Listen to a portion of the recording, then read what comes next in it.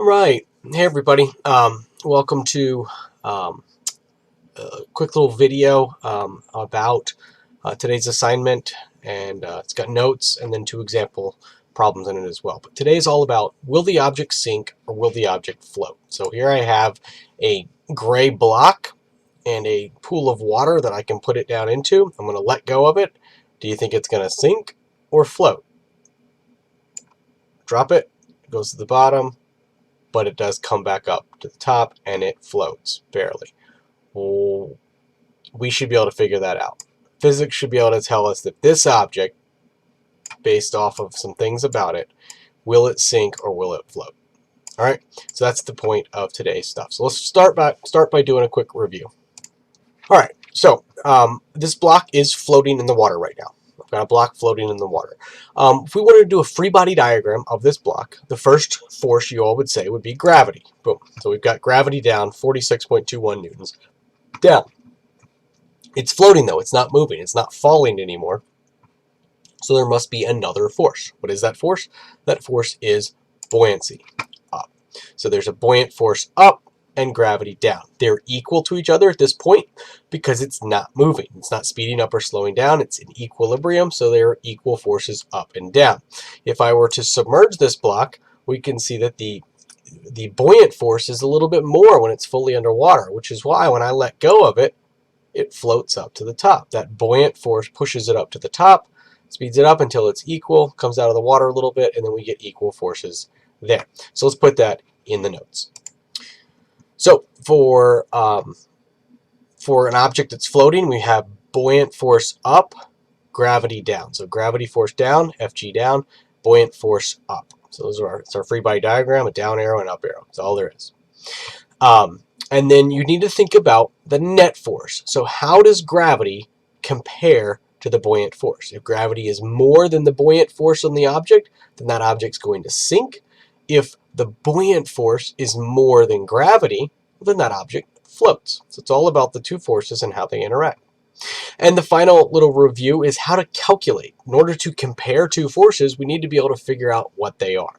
So we've got gravity is mg. So Fg equals mg, where m is the mass of the object in kilograms, and g is the gravitational field, 10 newtons per kilogram. To calculate buoyant force, then we say the density of the fluid that it's in times the volume submerged. In this case today, we're just going to deal with the whole volume of the object, times the gravitational field. So PF, or rho F, I guess I should say, is density of the fluid, and V is the volume of it. All right, so let's go take a look at why some things sink and why some things float. All right, so I'm going to go through a couple of these objects pretty quick. Start out with a block of styrofoam here.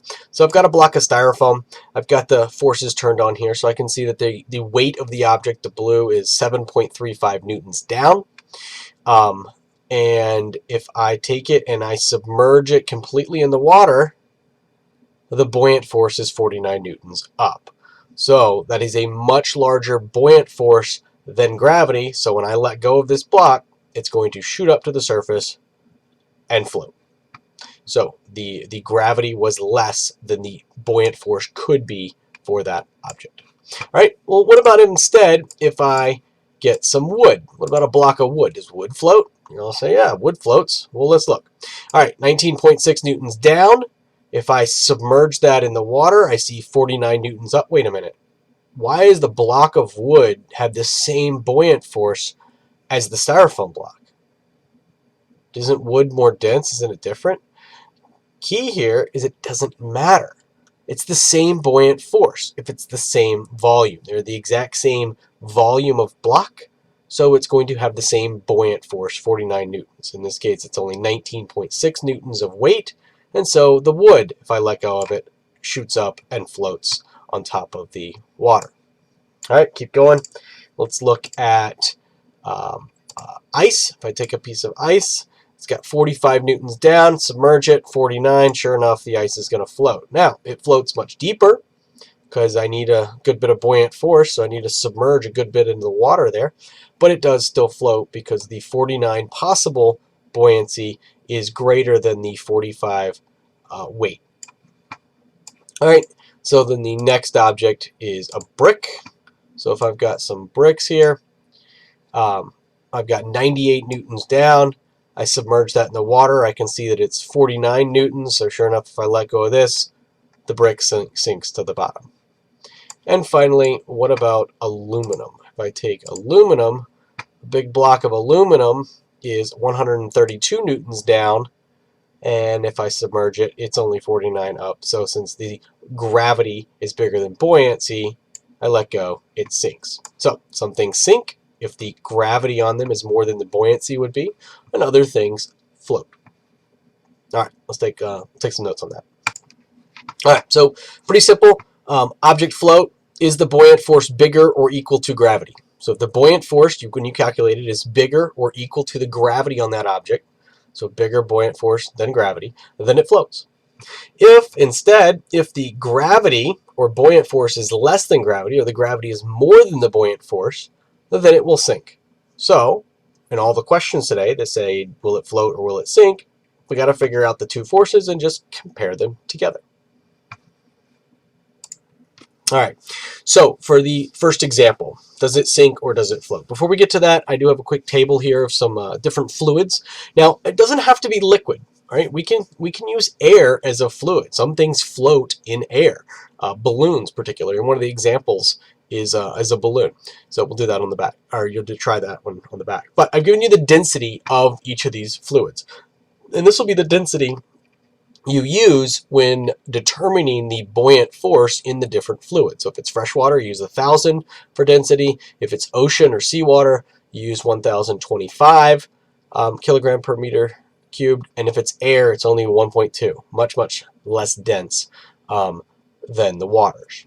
All right, so we use that. So does it sink or float? Does a 10 kilogram brick with a volume of 0.006 cubic meters in fresh water sink or float? Mr. Egger, it's bricks, it's going to sink. Yeah, but let's prove it. All right, so start out, we need to calculate each of the two forces. All right, so to calculate the force of gravity, it's just mg. So 10 kilograms times 10 newtons per kilogram gives me 100 newtons of gravity. And if I calculate the force of buoyancy, then I'll say 1,000, because I said freshwater. 1,000 times the volume, 0.006, times 10, which is g, gives me 60 newtons. Well, 100 newtons of gravity is more than 60 newtons of buoyancy, and so 100 is bigger, so it's going to sink. Cool. All right, example 2. Does it sink or float?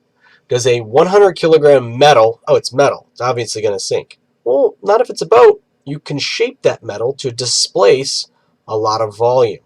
So does a 100 kilogram metal rowboat with a volume of 0.75, now that volume is counting the air part of that, and that'll happen a good bit with boats and stuff.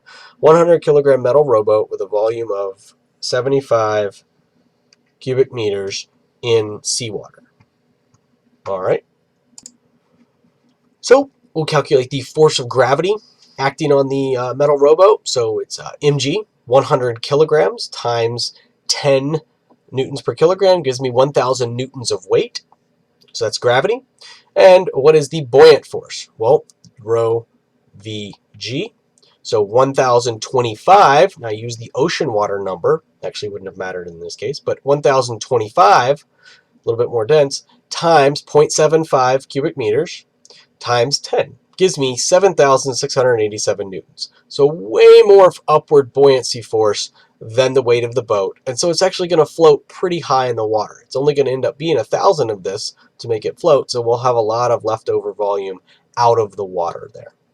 All right. Now, one of the questions in the homework, the last question says, how much mass could something carry? Well, for this particular one, the mass that I could put in the rowboat is the difference, is the difference between the two. So 1,000 is the weight of the boat, but I have 7,887 of upward force that I could use. So I can actually put in, 6,687 newtons of cargo. And then if I want to figure out the mass of that, I just divide it by 10.